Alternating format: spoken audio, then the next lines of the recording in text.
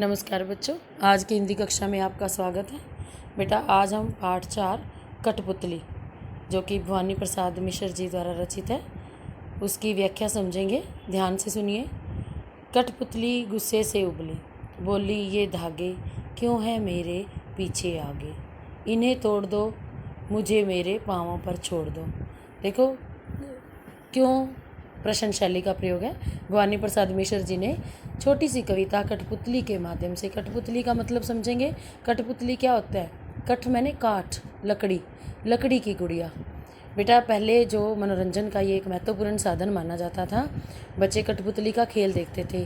धागे, इसके ऊपर आगे पीछे धागे लगे होते थे और कोई इसको चलाता है पीछे से बड़े अच्छे तरीके से, और ऐसे लगता है कि कठपुतली नाच रही है। तो यहाँ पर कठपुतली कविता के माध्यम से कवि हमें आज़ादी के लिए संघर्ष करने की प्रेरणा दे रहा है। कवि कहता है कि कठपुतली गुस्से से उबली, गुस्से से उबली मैंने क्रोध में आकर बोली ये धागे, कहती कि मेरे आगे पीछे धागे क्यों लगा रखे हैं, इन्हें मैं तोड़ देना चाहती हूँ, मुझे मेरे पाँव पर छोड़ दो, मैं अपने मस्ती में नाचना चाहती हूँ, कोई और मुझे नचाए, अपने इशारों पर नचाए, यह मुझे अच्छा नहीं लगता। यानी कि इन बातों के माध्यम से कवि कहना क्या चाहता है? कहता है कि कठपुतली आज़ाद होना चाहती है। उसको अच्छा नहीं लगता कि कोई उसको आगे पीछे करके नचाए, ऊपर नीचे करे, ये उसको अच्छा नहीं लगता। वह स्वतंत्र रहना चाहती है, आज़ाद रहना। वास्तव में यह एक प्रतीक रूप में है। कवि समझाना चाहता है कि हम हमेशा किसी के इशारे पर नहीं चल सकते।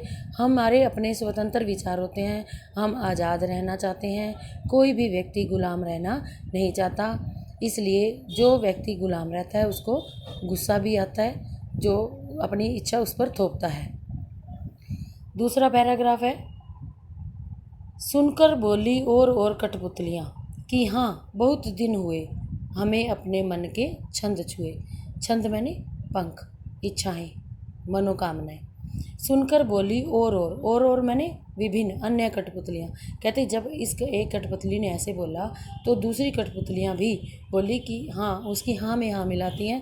कहते हैं कि बहुत दिन हो गए, बड़े दिन हुए कि हमें अपने मन के छंद, अपनी इच्छा के अनुसार चलना, जीना, अपने जीवन को बसर करना, अपने जीवन को उपयोग में लाना हम अपनी मर्जी से नहीं कर सकते। कहते इन चीज़ों को बहुत दिन हो गए, यानी कि बहुत दिन हो गए हम दूसरों के अनुसार ही चल रहे हैं, यानी कि हम गुलाम हैं। मगर पहली कठपुतली सोचने लगी ये कैसी इच्छा मेरे मन में जगी।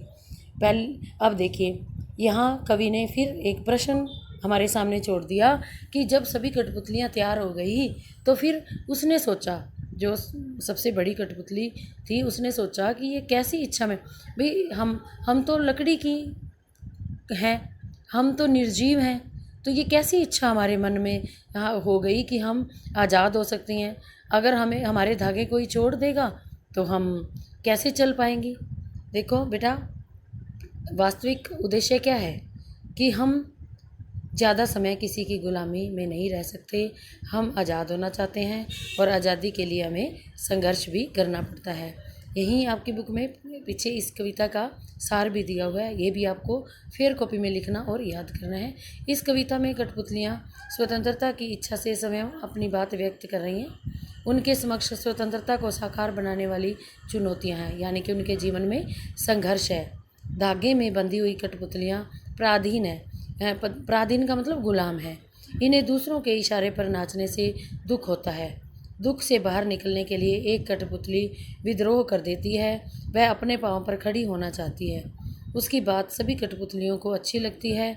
स्वतंत्र रहना, स्वतंत्र मीन्स आज़ाद, आज़ाद रहना कौन नहीं चाहता।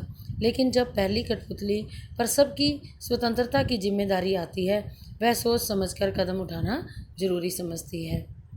यहाँ कवि ने ये भी बताया है कि जो आगे बढ़कर मतलब कि अगुआ बनता है, नेता बनता है किसी चीज़ के लिए, किसी चाहे वो आज़ादी की बात हो या कोई भी कार्य हो, तो पहले उस व्यक्ति की जिम्मेवारी भी बन जाती है कि वो बाकियों का भी ध्यान रखे। बेटा, आपने शब्द अर्थ लिख लिए होंगे। ये कविता के बारे में ज़रूर अपनी फेयर कॉपी में लिख लीजिएगा और फिर हम कल प्रश्न उत्तर करेंगे। व्याख्या को ध्यान से सुनिएगा, समझने का प्रयास करें, रफ कॉपी में लिखने की कोशिश करें, लेकिन कविता के बारे में आपको फेयर कॉपी में लिखना है। धन्यवाद।